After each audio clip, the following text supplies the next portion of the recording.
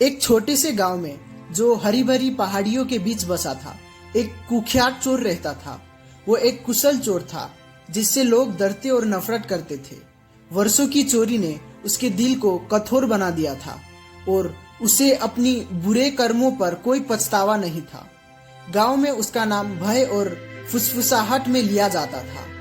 उससे बचकर रहना वो निर्दयी है। चोर का जीवन चोरी पर ही आधारित था और कोई भी उसका सामना करने की हिम्मत नहीं करता था। गांव वाले हमेशा भय में रहते थे, इस चिंता में कि अगली बार वो उनके घर को निशाना बनाएगा। एक दिन गांव में खबर फैली कि दयालु और प्रज्ञावान गौतम बुद्ध पास के गांव में आए हैं। लोग उनकी शिक्षाओं को सुनने के लिए वहां इकट्ठा हुए, इस उम्मीद में कि उन्हें उनकी बुद्धि से शांति मिलेगी। चोर ने भी बुद्ध के बारे में सुना, लेकिन उसने इस विचार को हंसी में उड़ा दिया कि किसी साधारण व्यक्ति के शब्द उसके जीवन को बदल सकते हैं। फिर भी जिज्ञासा ने उसे विचलित कर दिया। मैं इस बुद्ध से मिलूंगा, उसने सोचा, और देखूंगा कि वो कौन सा जादू जानता है जिससे लोगों को बदलने का दावा करता है। मन में ये निर्णय लेकर चोर उस गांव की ओर बढ़ा जहां बुद्ध ठहरे हुए थे। जैसे ही वो पहुंचा, उसने देखा कि एक बड़ी भीड़ एक विशाल पीपल के वृक्ष के नीचे बैठी हुई है और बुद्ध की शिक्षाओं को ध्यान से सुन रही है। उसने भीड़ के छटने का इंतजार किया और फिर बुद्ध से मिलने के लिए आगे बढ़ा। चोर बुद्ध के पास पहुंचा।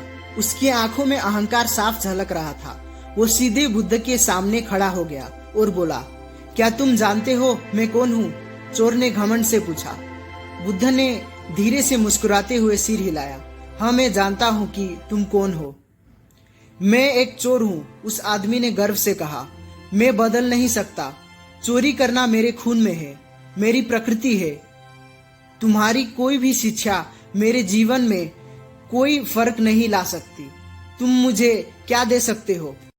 बुद्ध ने करुणा से उसकी ओर देखा। उनकी आंखों में समझदारी झलक रही थी।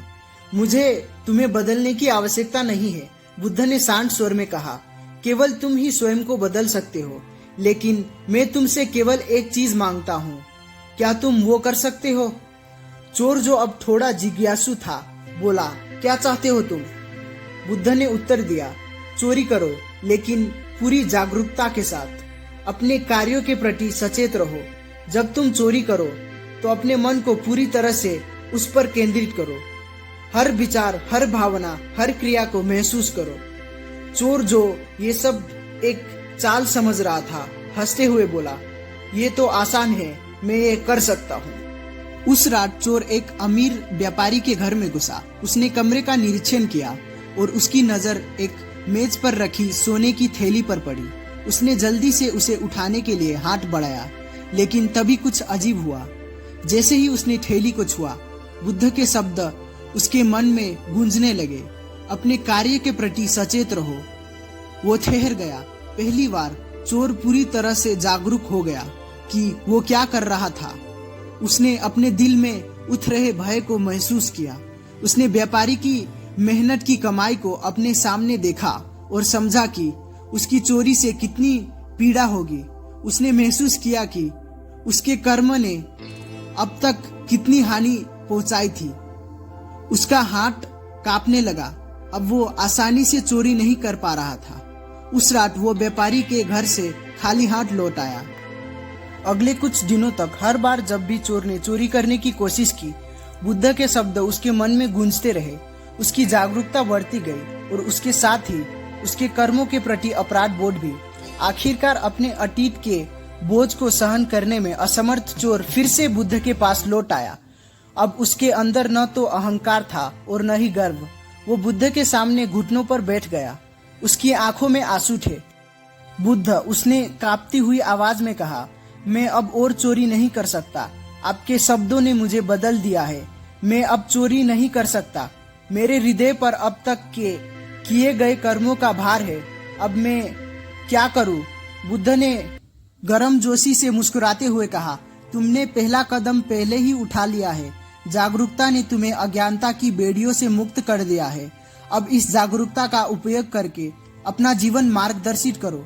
अब तुम चोर नहीं हो, तुम एक नए जीवन के साथ एक व्यक्ति हो।